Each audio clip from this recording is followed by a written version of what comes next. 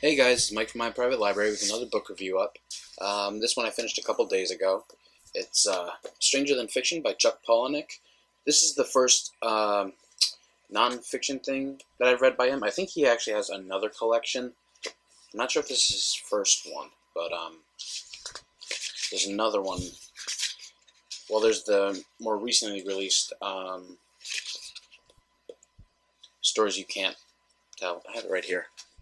But there's another one called Fugitives and Refugees, which I believe is another nonfiction collection. But I think this one's a little more popular, a little more recent. Came out in maybe 2004? Let's have a look. 2004.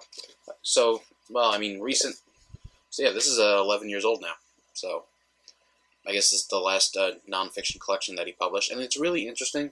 If you're a fan of Palahniuk's writing, you'll pick up and recognize his style right away. And it's a little... If the stories that he picks and chooses to write about, you wouldn't believe that they're real. You wouldn't believe that they're not something that he's actually just making up on the spot, because these stories could be ripped right out of one of his books. And I think the point is that he says, a lot of people ask, where does my fiction come from? Where do I get these stories? This is it. These are the stories. These are the real-life people who inspire the messed up shit that you find in my books. And some of the stuff in here is truly messed up. I mean, it kicks off right away. The first chapter is talking about this this festival called the... Well, in the chapter title is Testy Festy. But I think the official name is the Rock Creek Lodge Testicle Festival. And it's a festival about bull testicles, which basically turns into a gigantic public sex orgy. And it's a real life thing. You can look it up, and it's incredible. And well, I don't know if I would personally call it incredible, but it's fantastic and amazing, by the strictest definitions. And the book is set into 3 sections. The first one being People Together, which talks about events. Then the second part is called Portraits, I believe. Portraits, which he does sort of like one-on-one interviews with people, minor celebrities. One chapter is Marilyn Manson. Another one is what's her name? An actress, the one from Natural Born Killers. I forget her name. It's killing me now. Juliette Lewis, I think. I want to say that's her name. Yes, Juliette Lewis from Natural Born Killers, talking about her personal life. She's big into Scientology, so he talks a little bit about that. And then the last part is called Personal, and it's a lot of his own personal stories. You find out about his childhood, traumatizing events and stuff like that, and they really kind of give a couple little clues into who he is, why he acts the way he does, why he writes the way he does, why he writes about the stuff that he does. This is very personal Palahniuk stuff. I believe around the same time that this was released, or the same time he was writing this, where the collection was put together, he was writing either diary or lullaby. And if you're not familiar with Chuck Palahniuk's story, his parents were divorced, and his father began seeing a woman he met online, and after a couple dates, he answered a personal ad for this woman. She was looking for a big, strong guy to be with, and he accepted the ad, and it turns out that she wanted a big, strong guy because her ex-husband was violent and had threatened to kill her and whoever she was with if he ever found her.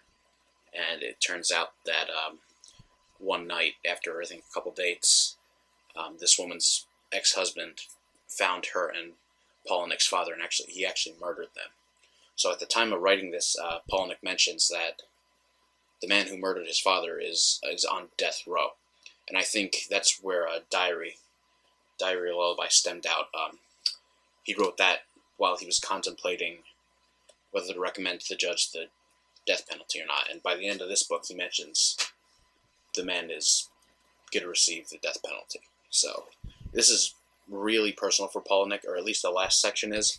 But even the parts that aren't personal, just looking at the subject matter that he picks and the people he picks, it gives you good insight into who he is and the stuff he writes about.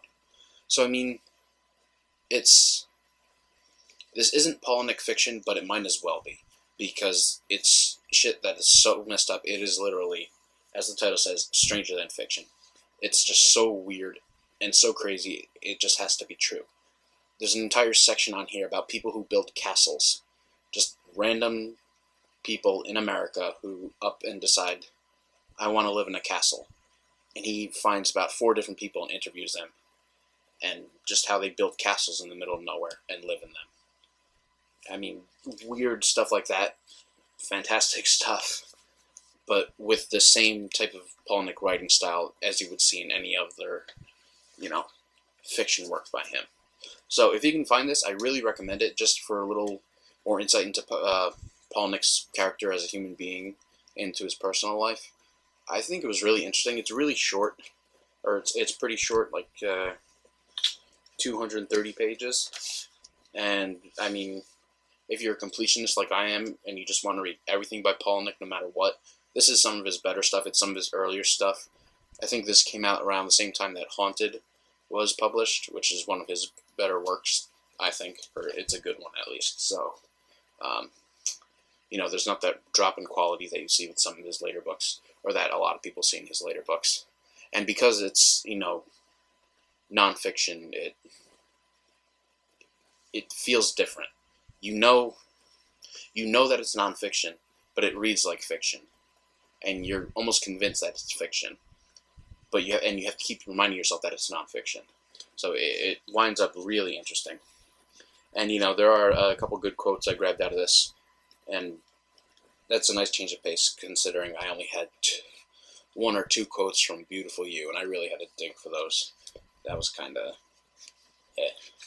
But yeah, I think this is really interesting, and as a writer and as a reader, it's a nice kind of insight into the writing life. He talks about his writing technique, or tips for success, or at least the ones he uses, and it's a nice little insight. I think a couple of these have been published online or in newspapers, or they were originally published in newspapers and articles and stuff, and they're just collected here. But I think you can find some of the stuff he says about writing online or on his blog or something. But I think this is worth picking up. I mean, it's interesting to say the least. If you're a hardcore Palahniuk fan and if you've read all of his fiction stuff, this is the next logical step. And yeah, definitely worth the cover price at least. So yeah, Stranger Than Fiction by Chuck Palahniuk, a non-fiction collection of all of his essays and writings, or some of them at least. I'd say definitely worth it. I have not read Fugitives and Refugees, but I would like to after reading this. And I actually just picked up, is it Stories You Can't Make Up or Stories You Can't Unread, his newest book, which is fiction. It's a collection of his short fiction for the first time, and I'm really excited to read that because one of the stories in that is Cannibal, which it was published in Playboy a couple years ago, but prior to that, he read it for the first time in public at New York Comic Con, and I was there. I heard him say it, and I recorded it on my camera, but it's kind of shaky. The audio's okay, and I've been dying to reread this story, because the first time I heard it, I remember being so grossed out and weird, but so encaptured, and I really wanted to see it again. And I wasn't going to go hunt down a copy of Playboy, so I'm really glad that now it's in this new book. And yeah, I'm just really excited. It's been a while. It's Beautiful You really turned me off of Chuck Palahniuk. That really was some of the worst stuff I've ever read. And people have been on Palahniuk's case for the past couple of years. I know people did not like Snuff or Tell All or Pygmy, and Snuff was okay. Pygmy I thought was clever. It worked. Tell All was okay, not great, but I went through them and I dealt with them. Beautiful You was just, that was almost unforgivable to me. I really could not recommend that book. I was really disappointed with it. It didn't have any of Palahniuk's signature flair. If anything, it was just complete shock value, no substance. And so when I saw this collection of nonfiction, I thought it would be an interesting change of pace. It's some of his older stuff, but it's still, like classic, good Palahniuk writing, and I was very pleased with it. So, yeah, I have another book review to do, and then in the future, I might do a book haul. I picked up a couple new books recently with some gift card money, and the next big thing, I'm going to do I guess sort of a highlight in a comic haul video. I was at Special Edition New York City a couple weeks ago, and I just want to show off some of the stuff I got there. Do it really quick, and then I got a bunch of new comics, despite me saying I'm not doing that.